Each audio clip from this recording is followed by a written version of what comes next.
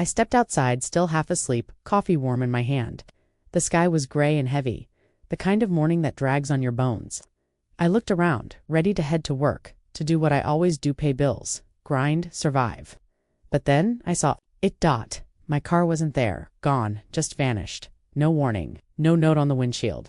No one around to ask, just empty asphalt where it had been parked the night before. I blinked, thinking maybe my mind was playing tricks. Then, through the drizzle, I spotted an enormous tow truck, engine rumbling like a beast, turning the corner down the street. They had taken it, my car, without a word, without a single sign to say, "Hey, you're about to lose this." I stood there, the cold rain soaking my jacket, coffee forgotten, staring at the empty space. The weight hit me, not just the loss of the car, but the crushing feeling of powerlessness. The guy driving the tow truck didn't even look back. No regret, no second thoughts. Just the same ruthless indifference I felt from every unfair moment life threw at me. I wanted to scream, to run after him, to beg, to curse, but I didn't. I turned and walked back into my apartment, shaking with something deeper than anger, something inside me broke that day, but not in the way you think. I wasn't going to break down. I was going to break through. I sat down, grabbed a notebook, and started writing the only thing I could think of. A plan to stop feeling helpless, not just to get my car back, but to own the whole damn system that took it from me. That's when the idea came by the tow company that stole my car. Crazy. Maybe impossible, definitely. But I couldn't walk around like a victim anymore. I had to flip the game. If you've ever been crushed by something you didn't deserve, if you've ever felt small and powerless, like the world is just riding roughshod over you, this channel is for you. Because here, we don't just tell stories, we build weapons, we forge blueprints for power, for revenge, for rising up stronger than ever. So if you're ready to stop feeling like a victim, if you're ready to start fighting back smarter and harder, hit that subscribe button right now. Because this isn't just one story, it's your story waiting to be written, and it's about to get real. I want you to picture it with me. The morning was gray and wet. That kind of rain that seeps into your skin, cold and relentless. I stepped outside my apartment, still half dazed, rubbing the sleep out of my eyes. The air smelled like wet concrete and lost hope. My car, my ride, my daily lifeline, it was supposed to be right there, parked exactly where I left it. But it wasn't. Not there. Empty space. Nothing. My heart sank so fast, it felt like it dropped through the floor. I scanned the street, trying to find a sign. Anything. Maybe I'd made a mistake. Maybe I'd parked somewhere else. But no. Then, down the block, I saw it. The tow truck. Slow, heavy, and ruthless. Like a beast dragging away something precious. It was turning the corner with my car hooked up behind it. No note, no beep on my phone. No "Hey, your car's about to be towed." Just a silent, invisible hand reaching out and ripping it away. The driver looked straight ahead, expression blank. No apology, no acknowledgement, just business and me. I stood there, coffee now cold in my hand, powerless. The weight of it crashed down my car, gone. Like my freedom was ripped away. I thought about all the late nights, all the hard work, just to scrape together enough for that car. The nights I skipped dinner to pay the insurance, the drives to work and to see family gone. Gone. I tried to call the towing company, my voice shaky and tight. They were polite but cold, like this was just another day of taking people's stuff and turning their lives upside down. "Sorry, sir, it's policy." It was parked illegally, but there was no sign, no warning. I hung up, anger boiling beneath the surface. But more than anger, I felt small, invisible, like the system didn't care about me at all. I wanted to scream, to chase after that truck. But the truth was, I had no power. That's what hurt the most. I was just a number, a target, a broken cog in a machine that didn't care. And that's when I realized, if I ever wanted to stop being the victim, I'd have to change the game. Entirely. I walked back inside, slammed the door, and leaned against it. My chest was tight. Rage was bubbling up like a volcano ready to blow. Not just anger at the tow company. This was deeper. This was every time I'd been stepped on, ignored, dismissed. Every time life had said, "You don't matter." Something inside me cracked. I wasn't just mad. I was done being small, done feeling powerless. For years I'd been running on fumes, struggling to get by, and that morning broke me and woke me up all at once. I felt a storm, rage inside. Not the kind you shout about, the kind that burns quietly. It whispered, if you want respect, you have to take it. If you want power, you have to fight for it. And suddenly, all the pieces fell into place. I didn't want to fight the tow truck driver on the street. I wanted to own him. I wanted to be the one calling the shots, the one holding the keys, the one nobody could mess with. That moment was the line in the sand. From that second forward, I wasn't going to be a victim anymore. I was going to become something else, something stronger. Asterisk that night. I couldn't sleep. I kept staring at the ceiling, mind racing, heart pounding.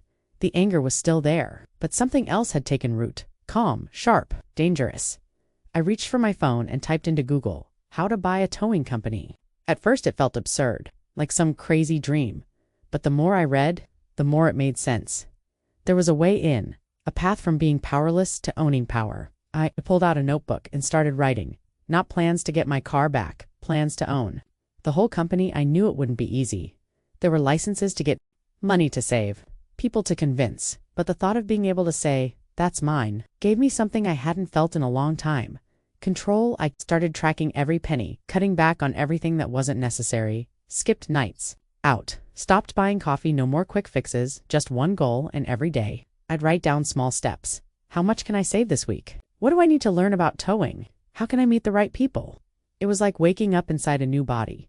The anger hadn't gone away, but now it was fuel. Not just for revenge, for rebuilding.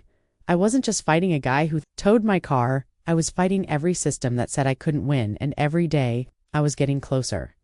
Asterisk, the next 16 months were hell. Every day felt like a mountain. I had to climb with no rope. I stopped spending on anything that didn't matter. Coffee shops. Gone. Eating out. Forget it. I cooked cheap meals at home, ate leftovers, skipped luxuries like clothes or nights out. I worked every hour I could find, days spent researching towing licenses, business laws, insurance, and all the hidden costs. Nobody talks about. I reached out to people in the industry. Most ignored me or laughed. I made mistakes, huge ones. I wasted money on equipment that didn't work. I signed contracts I barely understood. I faced rejection after rejection. Some days I wanted to give up, but every morning I reminded myself why. I started the cold rain that morning, the way my car disappeared, the empty space it left behind. I kept pushing. Every small win felt massive, like the first time I got a call from a client, or the day I finally secured a loan for a tow truck. I learned the hard way how ruthless this business is, how the people who run it don't care about anyone except themselves. But I was different. I wasn't just trying to survive. I was building something new, a company where respect mattered, where power wasn't stolen but earned. And slowly, piece by piece, my dream began to take shape. Asterisk, after 16 months of sleepless nights, dead-end calls, and relentless grind, I finally had enough saved up to make a move. I found a small, struggling tow company, not the giant that took my car, but a real foothold, the kind of place no one wanted because it was broken. I bought it cash, no questions asked. The moment I signed those papers, something shifted. I wasn't just some angry guy anymore. I was the boss. The keys. The power was mine. But owning the company was just the start. Now came the real work. I ripped apart their toxic culture. No more rude drivers. No more taking advantage of people who couldn't fight back. We treated customers with respect, even those who had made mistakes. I hired the best people I could find and trained them to run with integrity. Business started growing fast. Word spread that we were different, stronger, smarter, more human. I was living proof that you could turn the worst moments into the biggest wins. Asterisk, one afternoon. Months after buying the company, I was walking down the same street where they'd towed my car. I spotted him, the same tow truck driver, same rough jacket, same cold stare. Our eyes locked. He froze. I walked up slowly, calm but electric. You remember? Me, I said. He didn't say a word. I looked at him and smiled, half the smile of a man who won, half the smile of a man who never forgot the pain. Yeah, I said. I bought your company. I saw it then, the moment the power shifted. He wasn't the one holding the keys anymore. I was, and for the first time, I wasn't the victim on the sidewalk. I was the one in control, the one who called the shots. Asterisk. I want you to hear this loud and clear. This wasn't about revenge. It was about power. Revenge is sweet, sure, but it's temporary. Power lasts. It's what you build when you refuse to be small anymore. When you decide you're not a victim, when you take the fire inside and use it to build something that can't be broken. That morning when they towed my car, I lost more than just a vehicle. I lost a piece of my confidence, my freedom, but I didn't lose the fight, and neither should you. This story isn't just mine. It's for anyone who's ever been pushed down, ignored, told they're not enough. You are more than that. You are the one who decides your worth. You are one decision away from changing everything. Don't let someone else hold the keys to your life. Take them. Own them. Asterisk, look back at every moment I just shared. The loss, the anger, the grind, the win. None of it was easy, but every second was worth it. Because today, I don't just walk the streets, I own them. And if I can do it, you can too. Maybe not with a tow company, maybe with something bigger, something different. But whatever your fight is, know this, they're winning right now. Let them, because your real victory comes when you stop reacting and start owning, when you stop asking permission and start making moves. You are not stuck. You are not small. You are the storm coming, and it starts with one decision. So if you're ready to stop being a victim, hit subscribe and join me, because this isn't just a story, it's a revolution, and you're next.